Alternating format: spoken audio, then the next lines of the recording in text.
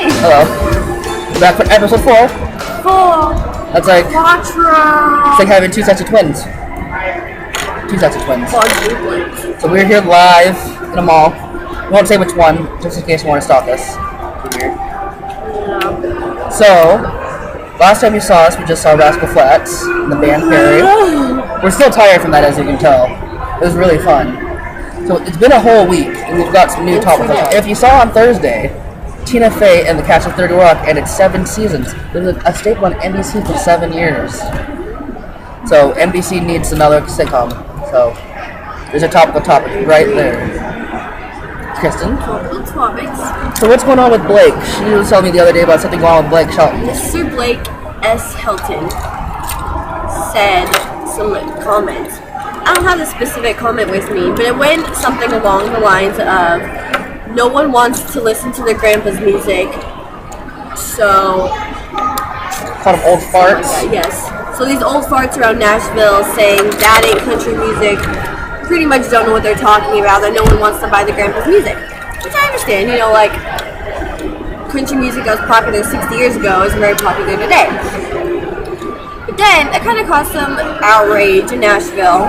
A certain someone named Ray Price, who is Country legend. a country legend. See, I don't even know who that is. He got pretty upset by it.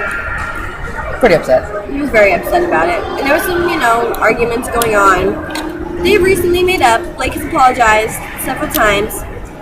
I understand what he was saying, though. You know, like, I definitely appreciate the older kind of music, but it's not something I listen to every day. What? Probably the only kind of older music I listen to is Johnny Cash, Johnny and June. And that's because I like them.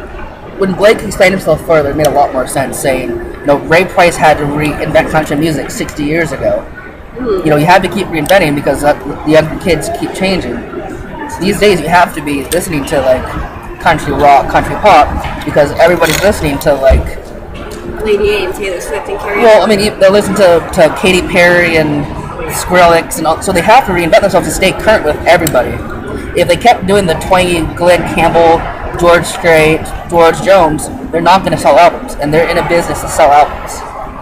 So, the thing that really pissed me off, though, was the promoter of Ray Price's concert offered, like, $300 to open up for Ray Price in a 30-minute set.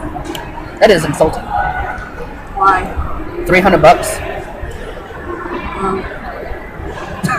You know how much Yeah, but I don't. $300 I understand that. But if Blake really wanted to do it, obviously the money wouldn't be an issue. Because artists do things Yeah, like that all but the time. it's an insult that the promoter would offer me $300. Do you know how much Blake Shelton usually makes in a night? Yeah, probably Like- a couple bajillion dollars. Well, still, it's an insult. He's been the promoter said he hasn't had he's gonna be a one-hit wonder. He has not had a longevity in country music. Blake's been around for 20 years.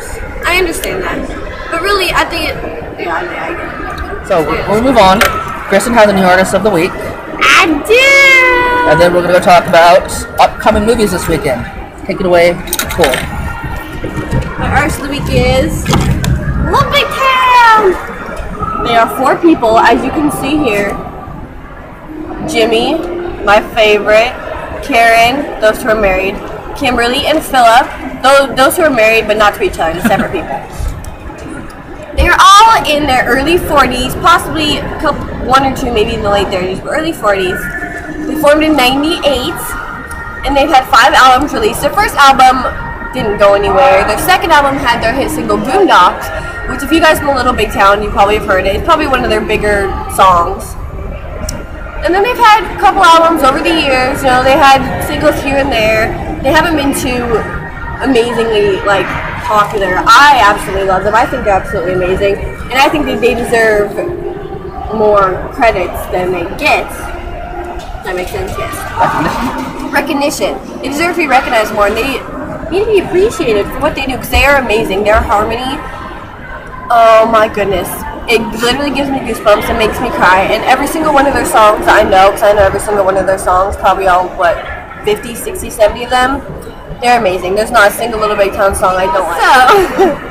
So, in this year, well, not this year, but 2012, last year, in November, they released their 5th album called Tornado, and it had their hit song Pontoon on it. And that song was really big hit over the summer. You know, it's like... Making waves and catching rays up on the roof. Jumping off the back, don't act like you don't want